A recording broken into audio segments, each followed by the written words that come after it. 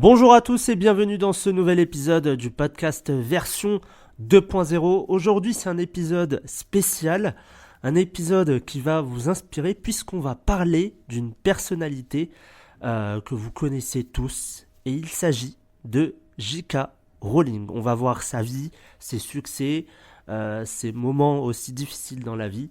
On va voir un petit peu comment elle a pu aujourd'hui être une figure emblématique de la littérature. A tout de suite.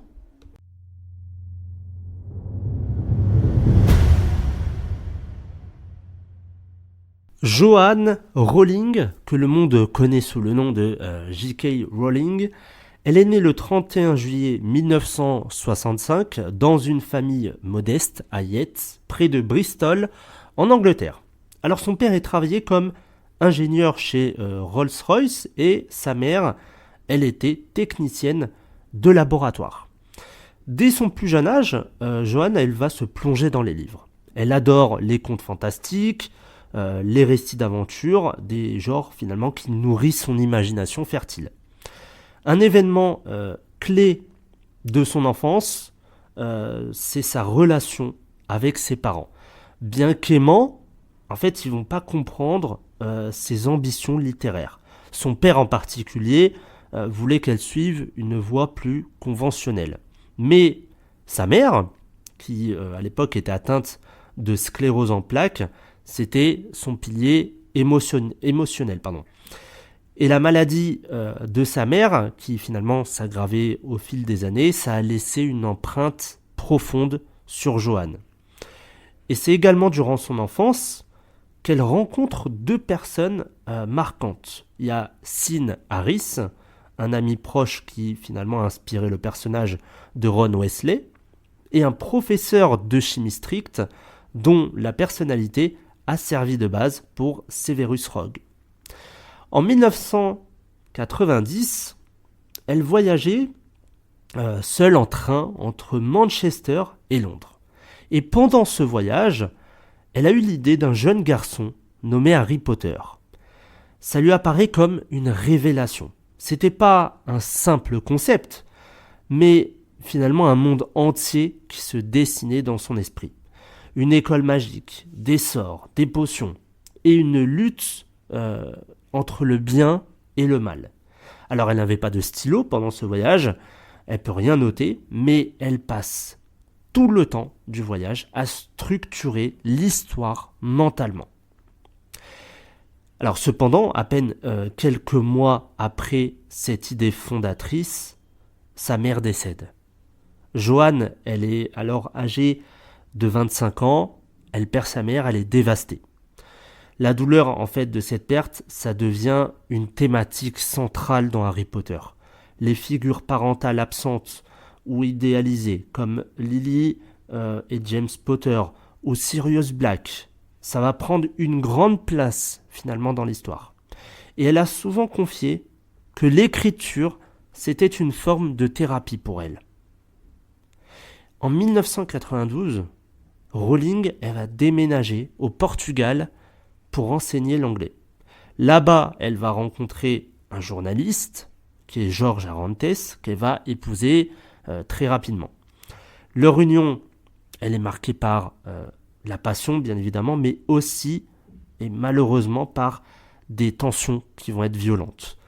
Ils vont avoir une fille ensemble, Jessica, qui va naître 1 an après, mais finalement, le mariage se termine un peu dans le chaos.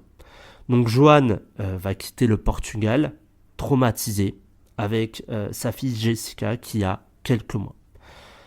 De retour à Édimbourg, c'est pas facile pour elle. Elle fait face à des conditions de vie qui sont extrêmement difficiles.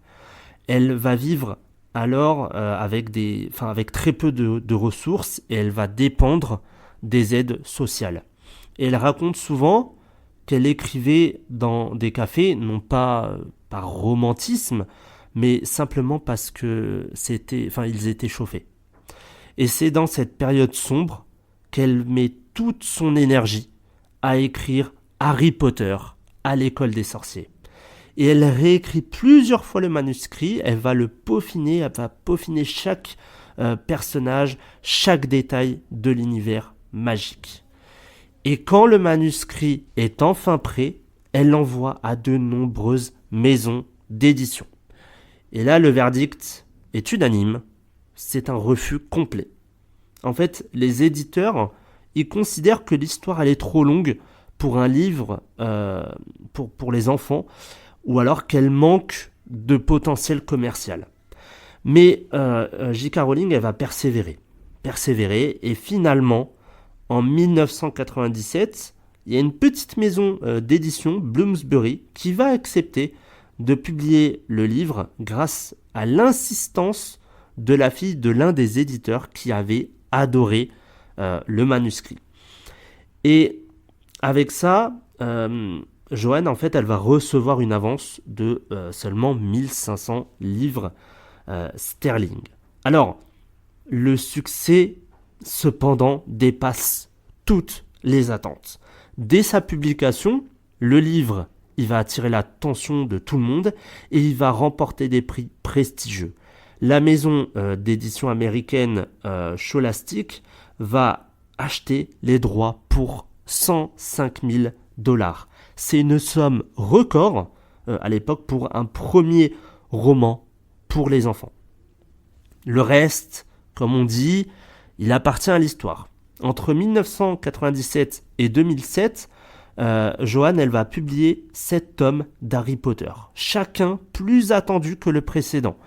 Et les chiffres, ils vont donner le vertige. Plus de 500 millions d'exemplaires vendus dans le monde, qui ont été traduits en plus de 80 langues. Les adaptations cinématographiques produites par Warner Bros, ils vont devenir un autre pilier de ce succès. Et la saga Harry Potter, elle est aujourd'hui évaluée à plusieurs milliards de dollars entre les films, les produits dérivés et aussi les parcs à thème. Mais c'est pas seulement un phénomène commercial. Harry Potter, en fait, ça va toucher les lecteurs par la profondeur de ses thèmes. Le courage face à l'adversité, l'amitié comme source de force, la lutte contre le mal en soi et autour de soi.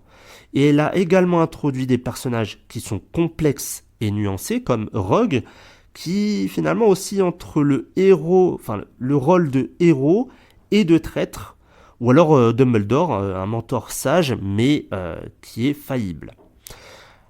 Alors avec la fin de Harry Potter, Joanne, elle ne disparaît pas pour autant.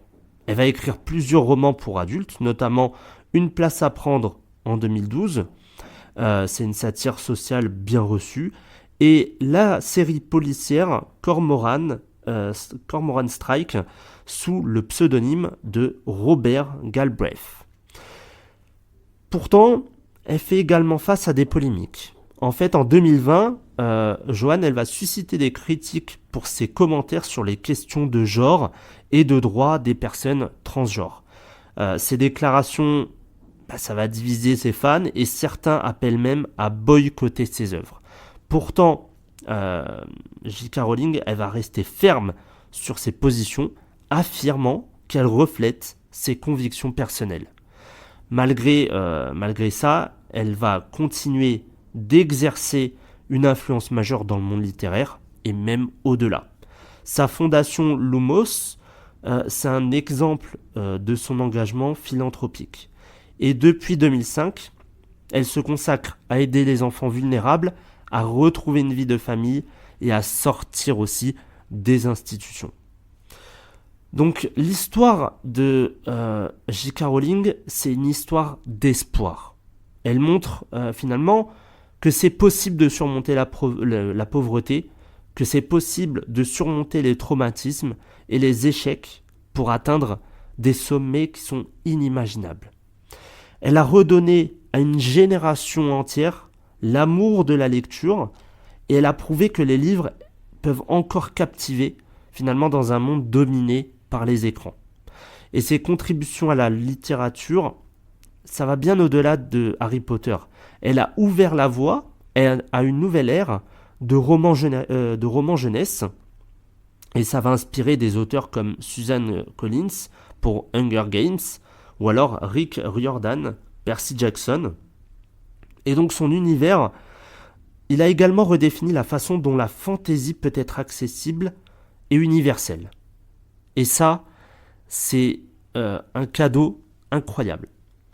Donc, en fait, Joanne, c'est une femme qui a refusé de céder face aux obstacles. Elle a transformé ses propres souffrances en source d'inspiration. Et elle a créé des histoires qui rappellent à chacun que, même dans les moments les plus sombres, il y a une lumière qui peut toujours être trouvée. Pour finalement reprendre les mots de Dumbledore. Et ce voyage de l'obscurité à la gloire, ça reste une source d'inspiration universelle. Ça rappelle que la magie, réside parfois dans notre propre résilience. J'espère que cet épisode spécial sur J.K. Rowling vous aura plu. N'hésitez pas à commenter cet épisode, que ce soit sur les plateformes, sur Instagram ou autres. Et quant à moi, je vous retrouve la semaine prochaine pour un nouvel épisode. Bonne semaine à tous.